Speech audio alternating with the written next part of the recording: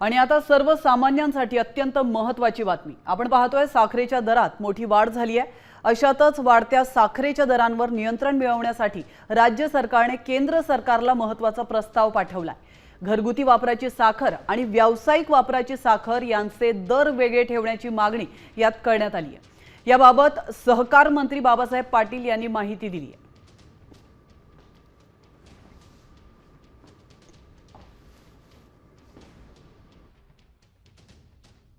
खाण्यासाठी साखर जास्त लागत नाही। आम्ही तसं सरकारला देखील केंद्र सरकारला प्रस्ताव दिलाय की खाण्यासाठी साखर 10% लागते, तर 10%चा रेट वेगळा कारण बाकीचा देऊन टाका, द्या परवानगी आम्हाला। ही घरामध्ये संसाराला चहासाठी सणासाठी जे साखर लागते ते 10% माझ्या कारखान्यातली, मग तेवढा आम्ही कोटा ठेवून देतो। तेवढा लिव्ही सरकारने त्या ज्या लोकांना खाण्यासाठी साखर तेवढा रेट वेगळा करावा।